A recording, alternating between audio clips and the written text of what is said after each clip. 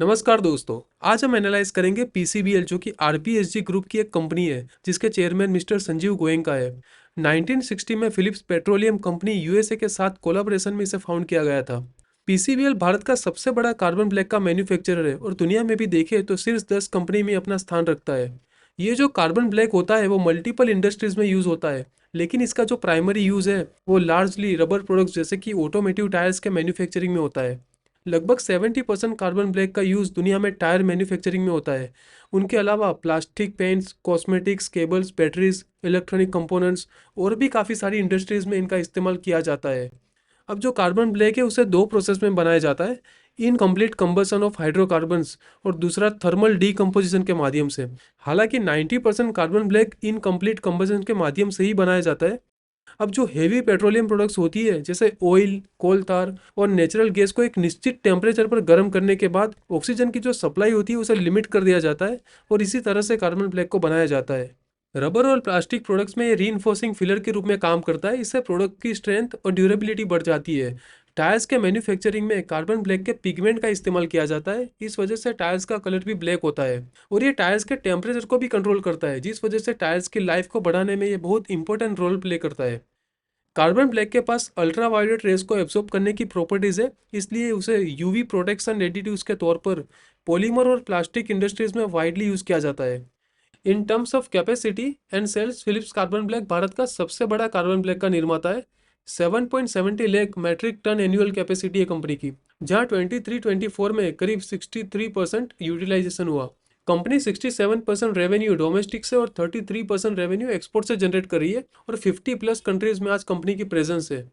Company की main products carbon black है, उसी के जरिए स्पेशलिटी कार्बन ब्लैक और परफॉर्मेंस केमिकल्स बनाती है।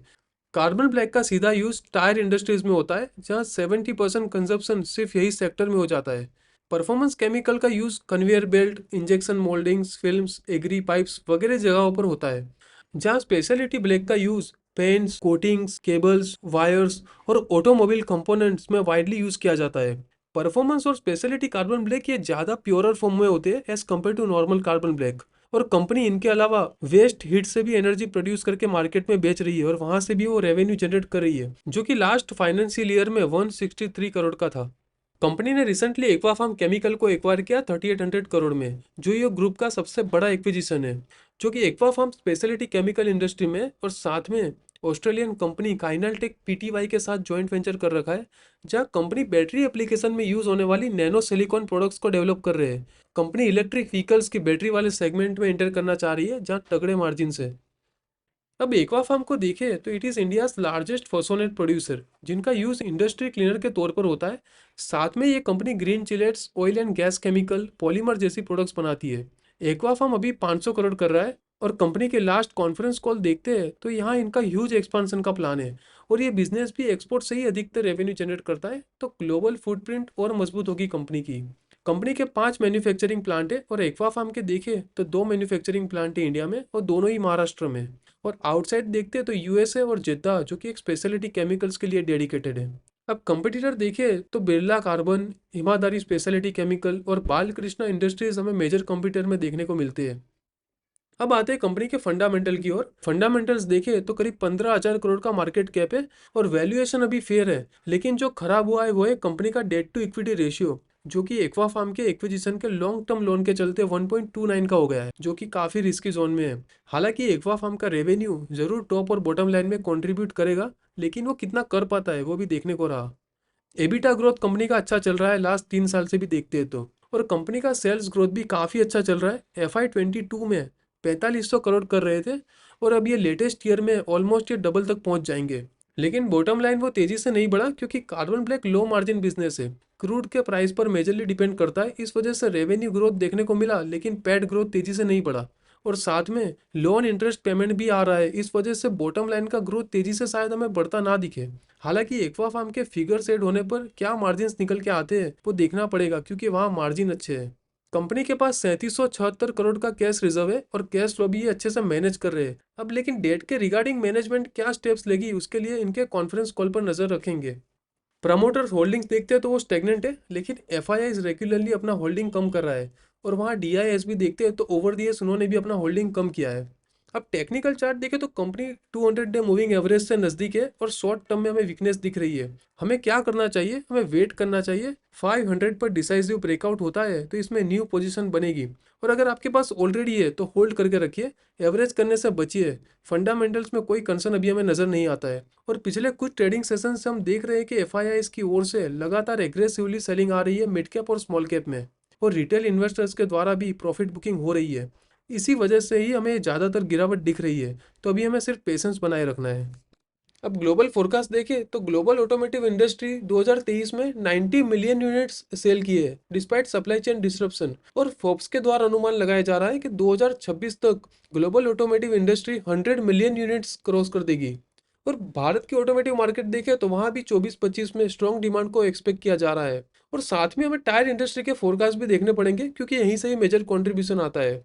ग्लोबल टायर इंडस्ट्रीज जो कि $250 बिलियन का वैल्यूएशन रखती है, वहाँ आने वाले 5 वर्षों में 3% के ग्रोथ का अनुमान है। और वहाँ इंडिया में भी पॉजिटिव अनुमान है क्योंकि एक्सपोर्ट का कंट्रीब्यूशन है वो 25% है। और 2030 तक इकरा के द्वारा प्रेडिक्ट किया जा रहा है कि भारत विश्व में टॉप 3 टायर हब के मार्केट के साथ इमर्ज होगा। अब कंपनी में ग्रोथ ट्रिगर्स क्या हो सकते हैं?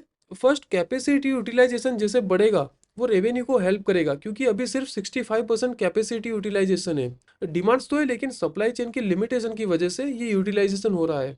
अब एक्वा फार्म भी ज़्यादातर एक्सपोर्ट से ही रेवेन्यू जनरेट करता है तो उनका जो सप्लाई चेन है वो भी ओवरऑल हेल्प करेगा। अब एक्वा फार्म का एक्विजिशन और वहाँ के एक्सपांशन भी कंपनी के लिए ग्रोथ ट्रिगर्स हो सकते हैं।